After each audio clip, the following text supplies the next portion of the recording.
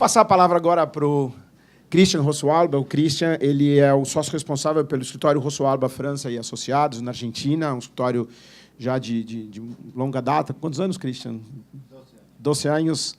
E o Christian é professor da Universidade Austral, formado em Harvard, ou seja, tem uma experiência enorme, especialista na área de preço e transferência na Argentina, o mais respeitado, na minha opinião, advogado em termos de litígios na área de preço e transferência, que, como no Brasil, também é uma área bastante sensível e tem grandes litígios. O Christian mesmo, ele é patrono de uma das maiores causas, creio, na área de preço e transferência na Argentina.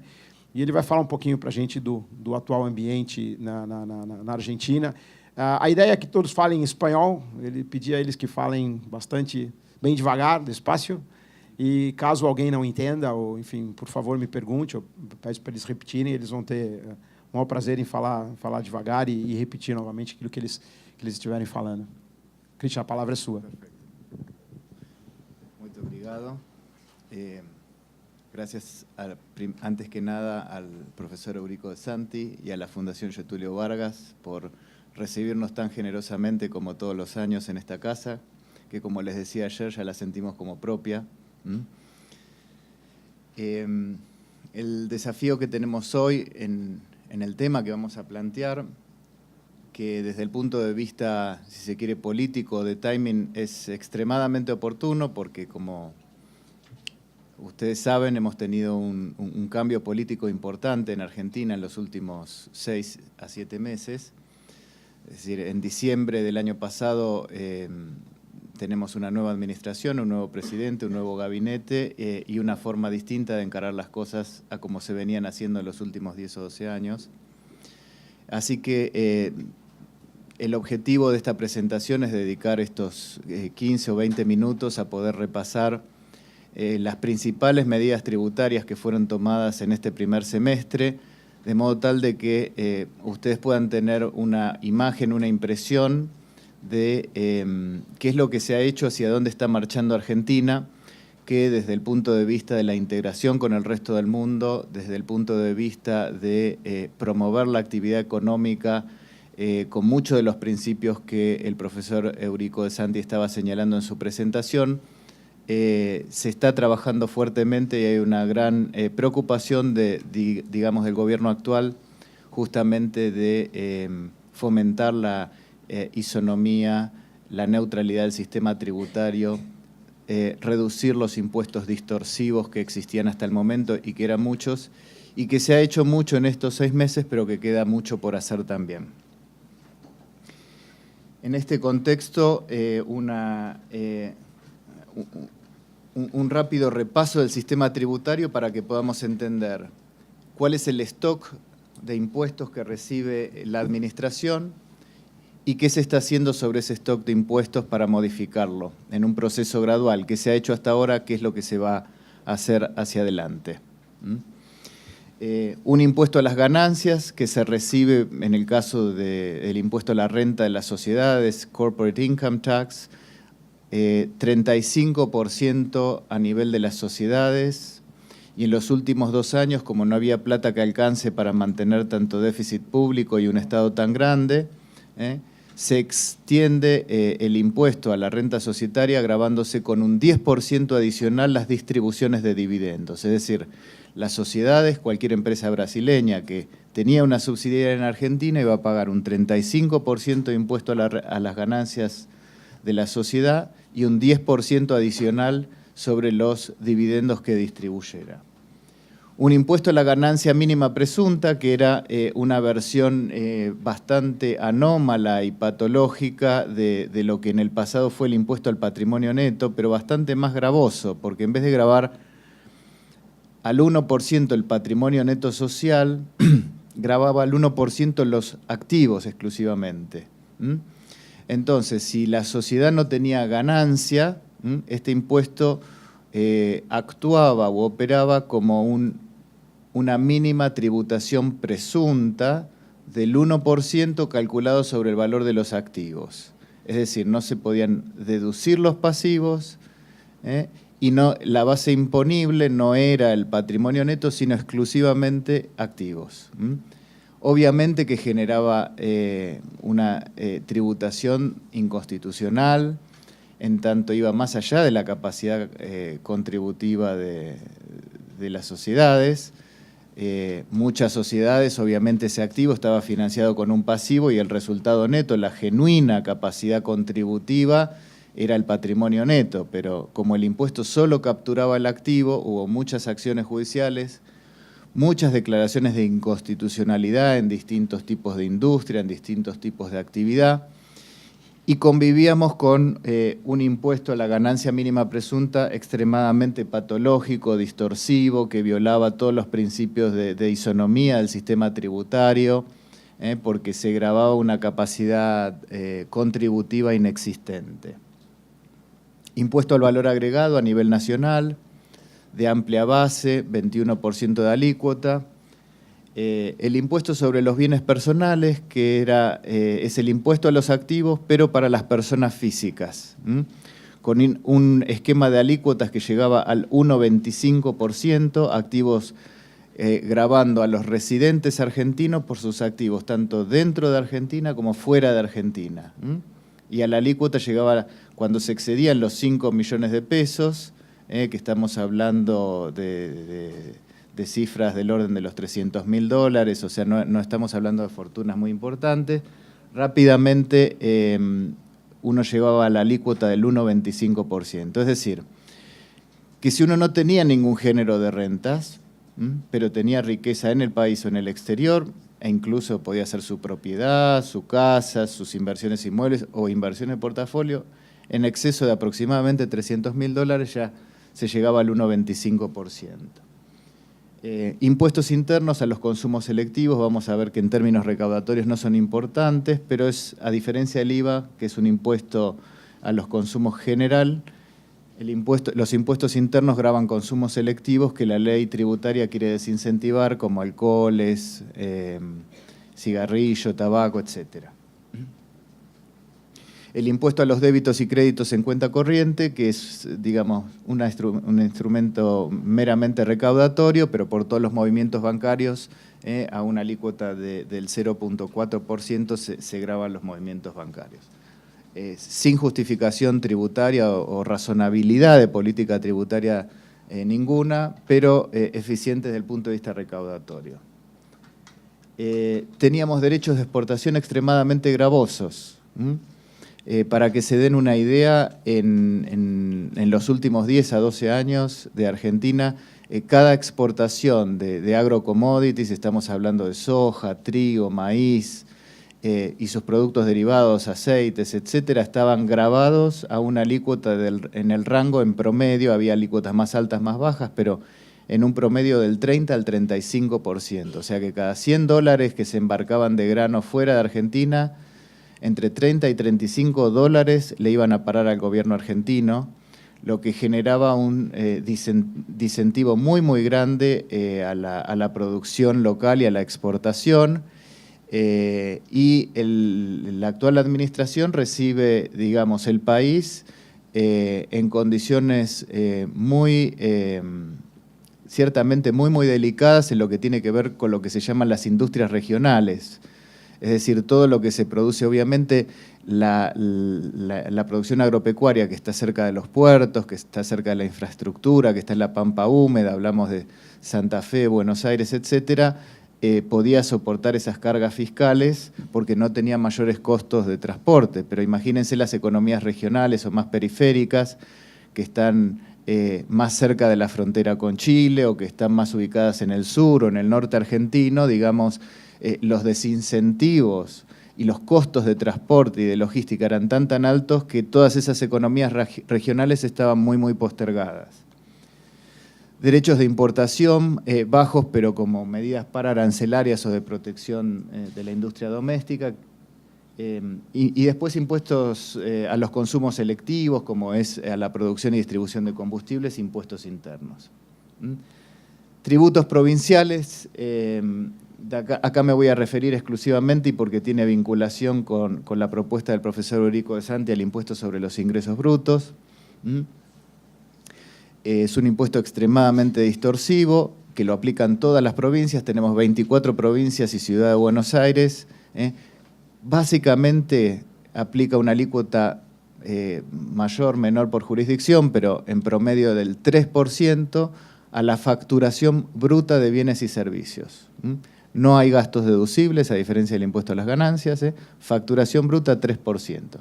Digamos, es una máquina de recaudar y es una máquina de generar ineficiencias tributarias. ¿Por qué? Porque es un impuesto plurifásico, o sea, aplican todas las etapas de manufactura, comercialización mayorista, minorista y venta al consumidor final, que genera piramidación, es decir, traslación acumulativa de la carga fiscal, porque a diferencia del IVA no hay débito y crédito fiscal, con lo cual el impuesto de la primera etapa es base imponible en la segunda etapa y así sucesivamente, con lo cual al consumidor final le llega mucho más que la suma del 3%, sino en todas las etapas. Le llega al 3% más ese efecto de piramidación o traslación acumulativa del gravamen. Extremadamente distorsivo. Uno de los ejemplos que recuerdo cuando estudiamos en la universidad en Estados Unidos hace ya unos años, el profesor de Sistemas Tributarios Comparados ilustraba con el impuesto a los ingresos brutos Argentina como el decálogo de lo que no se debe hacer en materia tributaria. Generar impuestos que generen este efecto de piramidación y que después no sean recuperables cuando se exporte, porque al no haber crédito fiscal segregado de la base imponible, se está exportando impuesto afectando la competitividad de la producción doméstica. Para dar una idea del peso relativo que tienen estos gravámenes dentro de la recaudación, hemos puesto las cifras de lo que se ha recaudado en el último mes para dar una idea de porcentaje. Fíjense que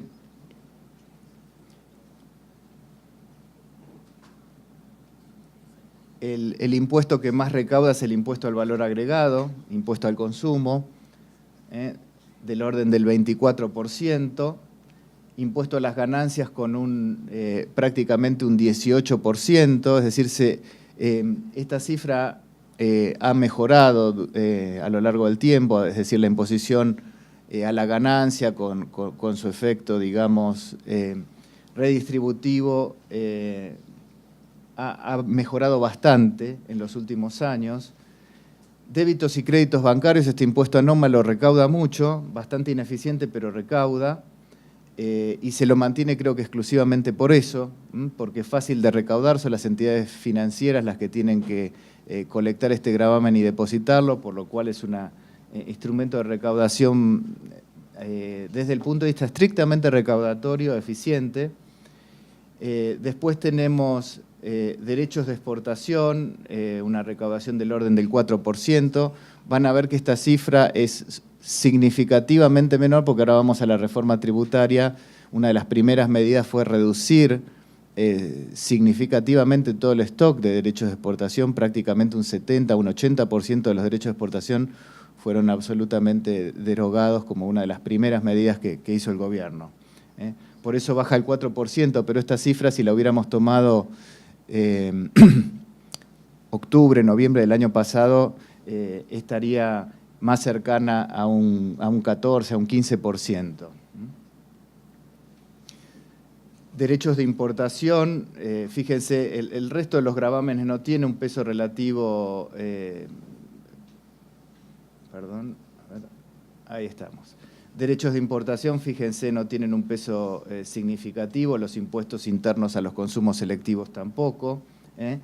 Fíjense otra indicación de la patología del sistema tributario argentino, el costo de la mano de obra, los recursos de seguridad social. Estamos hablando de prácticamente 38% de la recaudación.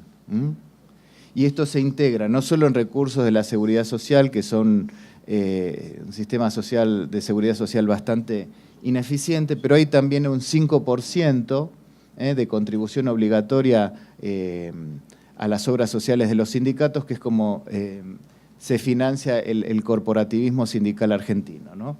Así que eso forma parte de ese 40%.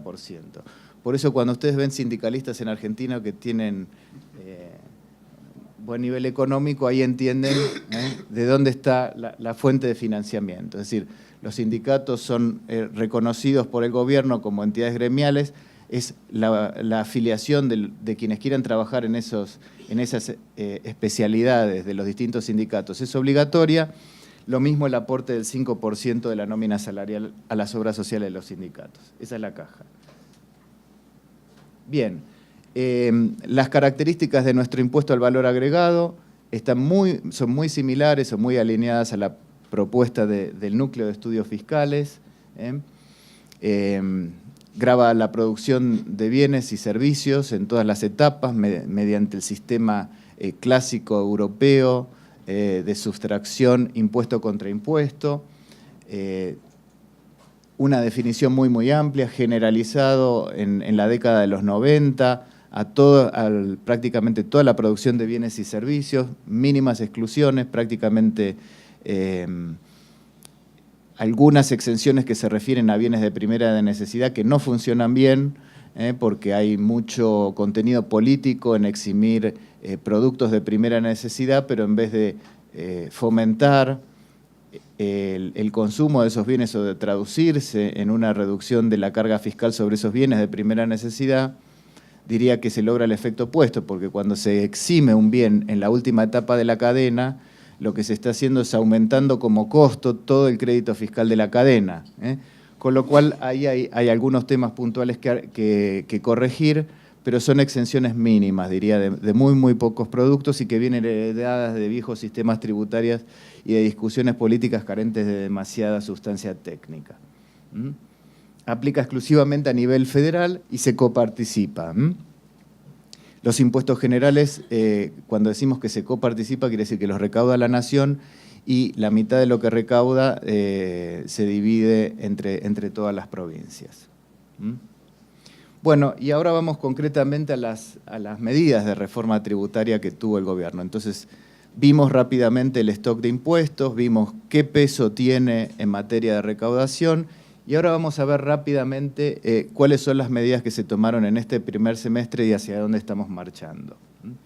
Primero, algunas medidas tributarias de estas tienen efecto recaudatorio de mayor o menor intensidad, pero creo que el denominador común de todas las medidas es que son, digamos, un fuerte mensaje a la comunidad económica y a la comunidad internacional de hacia dónde se quiere marchar. Primero, en materia de impuesto a las ganancias, se toma el impuesto a la renta societaria y se advierte que un 35% más un 10% adicional sobre los dividendos distribuidos es una carga impositiva excesiva, que es disuasiva de la inversión directa internacional y que hay que dar un mensaje en este sentido. Entonces, lo primero que se toma es, se elimina el impuesto a los dividendos, con lo cual la renta societaria queda solo gravada al 35%, y solo podría estar gravada alguna distribución de dividendos en tanto y en cuanto lo que se conoce el impuesto de igualación, que existe en Argentina desde hace más de 10 años, cuando se distribuye renta que no tributó a nivel de la sociedad. Exactamente, vuelve a ser lo que era hasta hace aproximadamente 3 años atrás, 4 años atrás.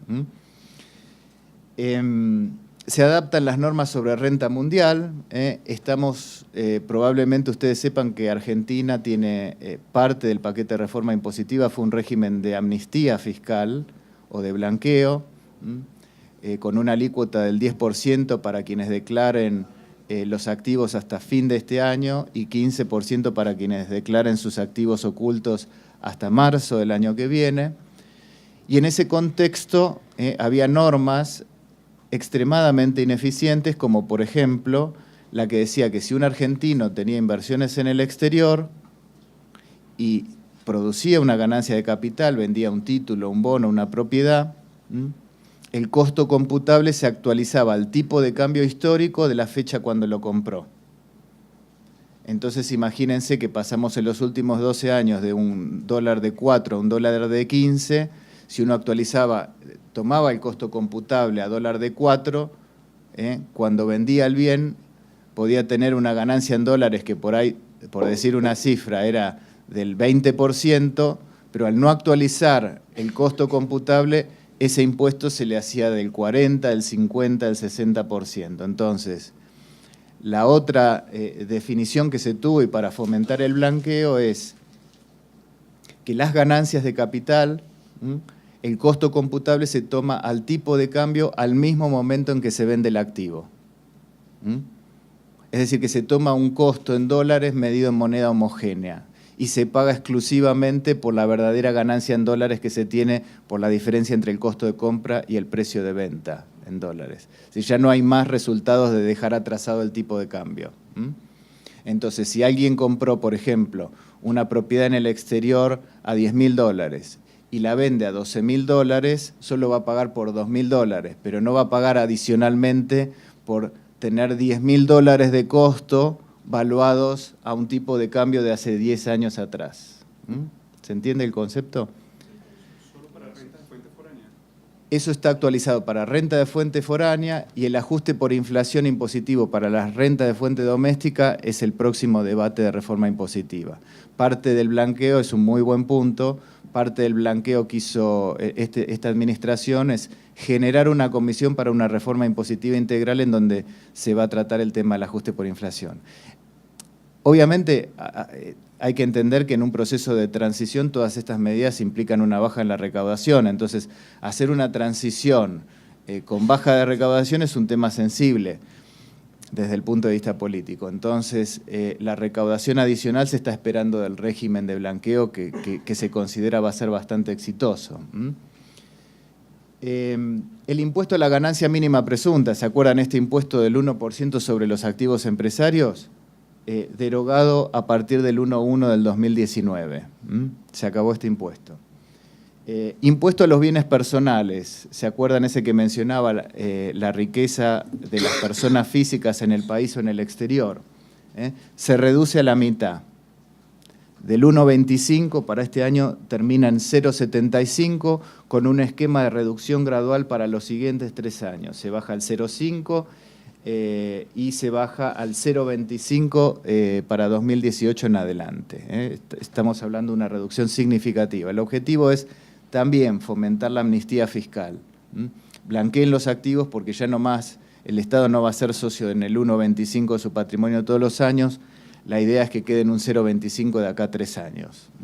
Son todas medidas pensadas en fomentar la amnistía fiscal.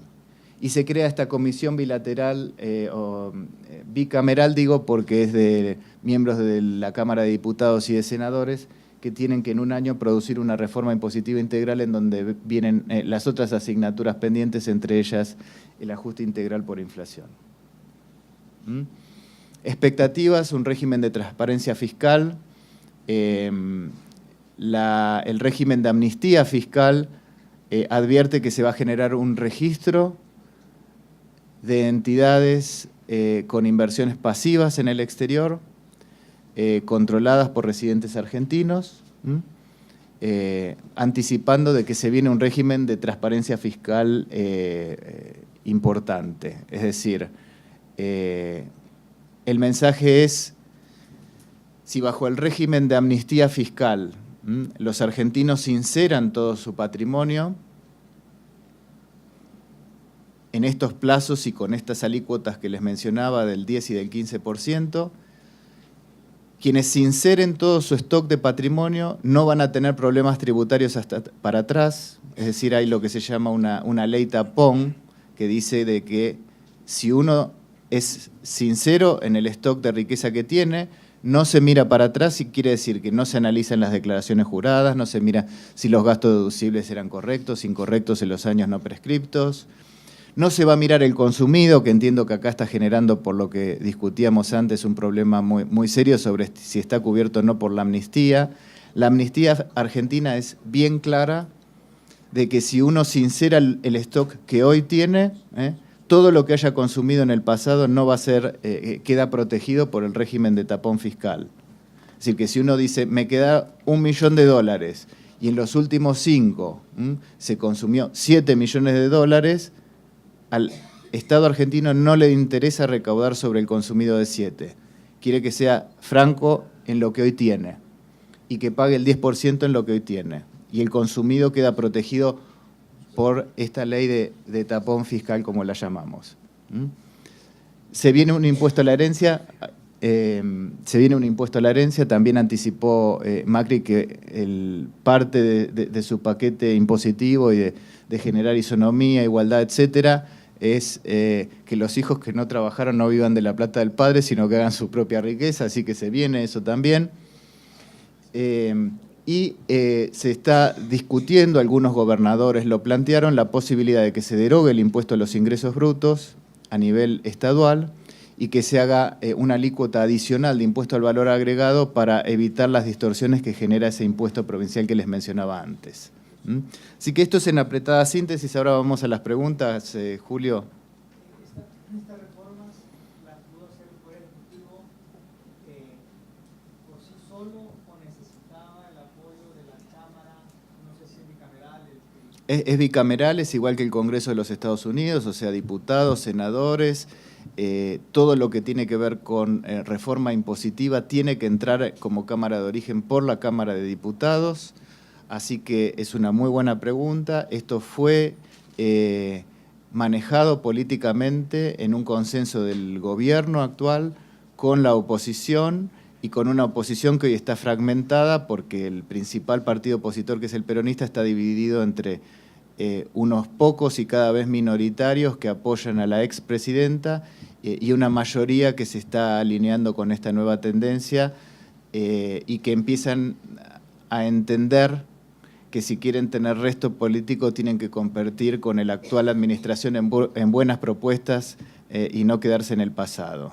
De hecho, quienes están en el pasado cada vez están teniendo menos resto político, lo que es muy auspiciante. Deixa eu perguntar. Eu apontei acá alguns pontos que me llamó atención, donde la mudanza del gobierno me parece que es clara que hicieron varias cosas no sentido de reducir la tributación.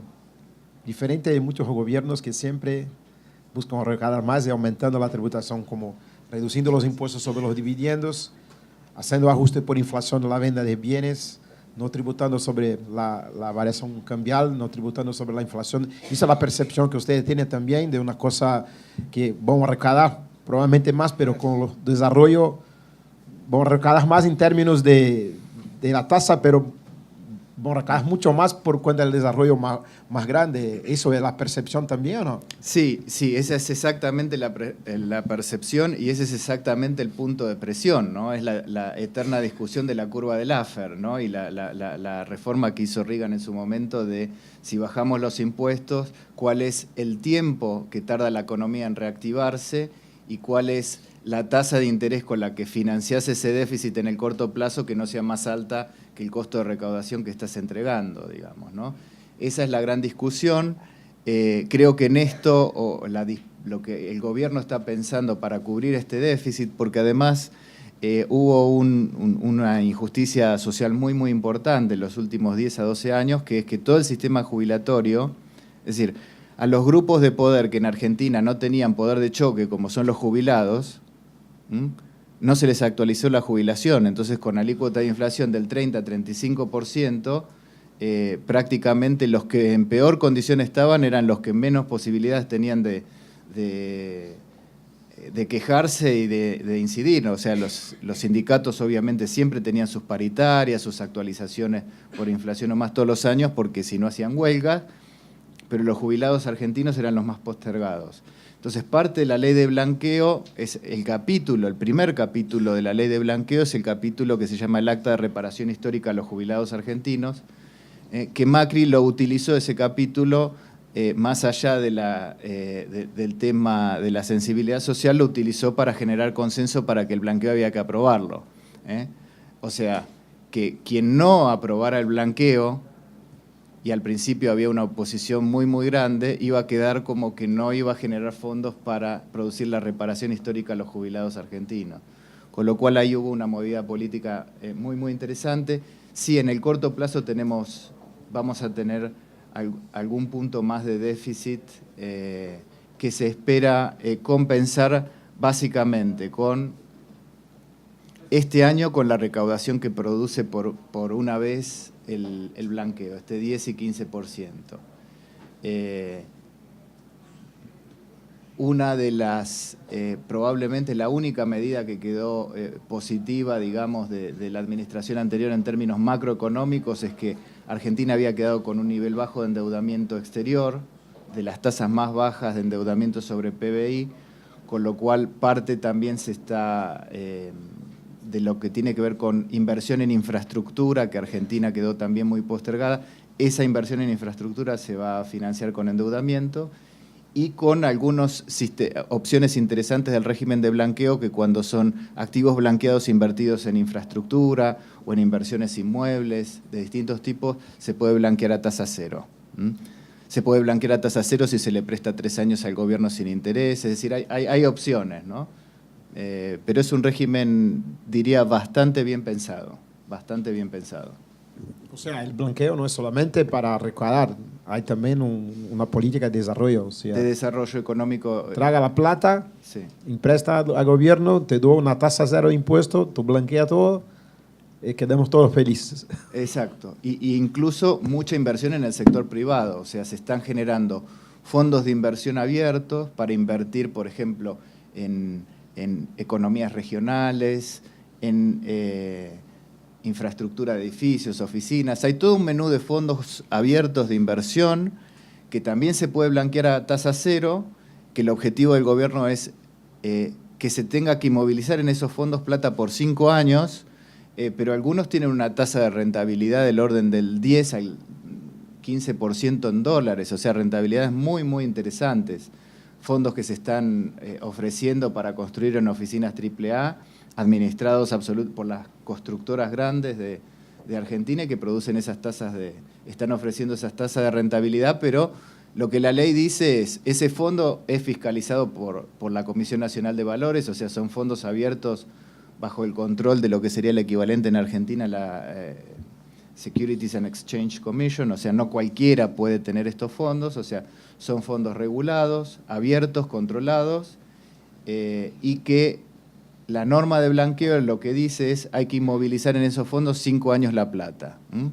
Pero bueno, son muy, muy interesantes porque muchos de ellos van a actividades privadas que tienen una potencialidad de rentabilidad muy, muy alta, ¿no?